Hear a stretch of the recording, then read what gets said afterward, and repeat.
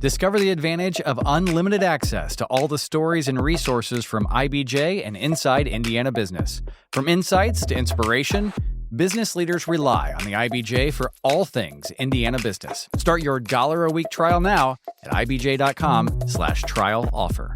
This is Inside Indiana Business Radio for the afternoon of Monday, February 9th, 2026. I'm Alex Brown. Eli Lilly and Company announced today it will pay up to $2.4 billion to acquire Massachusetts-based Orna Therapeutics, a biotech company that is developing a technology that helps a patient's cells generate therapies inside the body.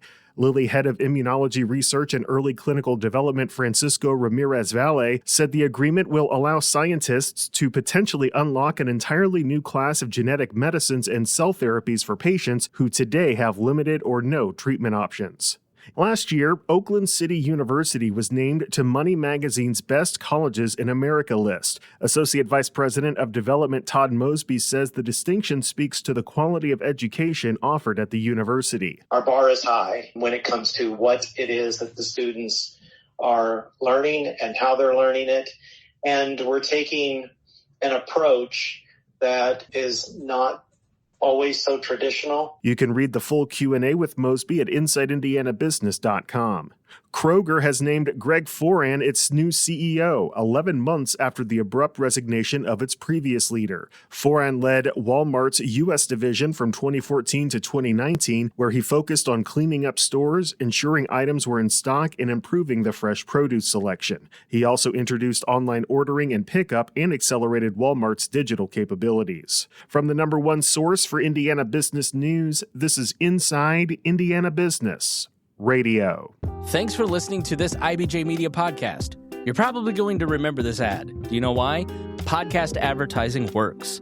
85% of listeners recalled hearing an ad during a podcast, and 70% of podcast listeners have acted after hearing an ad. So whether you're looking to be heard across the entire IBJ Media podcast network, sponsor one of our shows, or just start with a 30-second ad, IBJ Media can help. Contact advertise at ibj.com to learn more. The Fort Wayne Cinema Center has launched a fundraising campaign as it pursues technology and equipment upgrades and expanded community partnerships. Here's Gary Dick. Founded in 1976 by a group of film enthusiasts after Fort Wayne's last art and specialty movie house, the Spectator Theater lost its lease. The Fort Wayne Cinema Theater showcases new film and old favorites, hosts community events, and presents the annual Hobnobbin Film Festival. To celebrate its 50th anniversary, the nonprofit has launched a campaign to raise $100,000 to support a host of activities, including projection and sound technology upgrades, facility upgrades, a new marquee for the theater, and expanded community partnerships, educational programs, and special Q&A screenings. The organization's development director, Molly Connor, emphasizes the Cinema Center's importance as a community institution, a value that streaming services cannot provide. As part of the 50th anniversary campaign, the organization is also seeking collaborations with local businesses, artists, creators, nonprofits, and cultural organizations. In addition, a year-long 50th anniversary film series will feature some of the staff's favorite movies over the past decades. This is Gary Dick for Inside Indiana Business Radio. The Carmel-based Heartland Collegiate Athletic Conference has inked an agreement for Kokomo High School to host the conference's softball championships through 2028. The conference said Friday that the deal builds upon its existing partnership with the Greater Kokomo Visitors Bureau, which dates back to 2022, when an agreement was reached to host the conference's baseball championship at Kokomo Municipal Stadium. Kokomo High School completed a multi-million-dollar upgrade of its softball facility in 2023, which included a new artificial surface, 2 indoor batting tunnels, updated dugouts, and a new press box. Last week's announcement of the launch of Amplify Bloomington was billed as a transformational moment for the region. CEO John Fernandez said on Inside Indiana Business Television that the broader goal is to promote business and talent attraction and grow the city's population. We have to grow the community. We have to grow economically. We've lost a lot of population in that 25 to 50-year-old demographic. And a big part of that is they don't see the economic opportunities.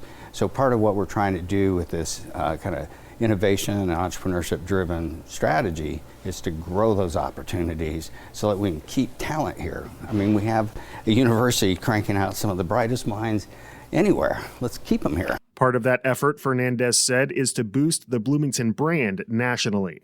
Sporting news columnist Mike DeCourcy is this week's guest on the Business and Beyond podcast with Gary Dick, presented by PNC, a weekly conversation with high-profile Hoosiers in business, sports and entertainment, and beyond. Available now on the IBJ Media app or your favorite podcast provider.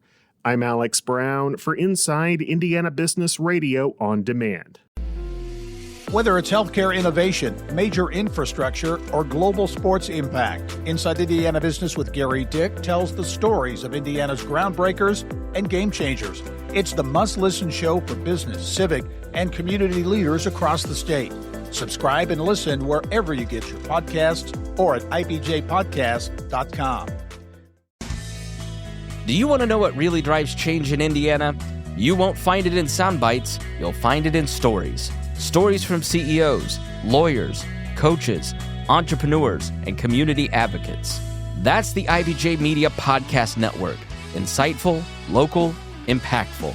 Find all of our shows by searching IBJ Media in your podcast app or visit ibjpodcast.com.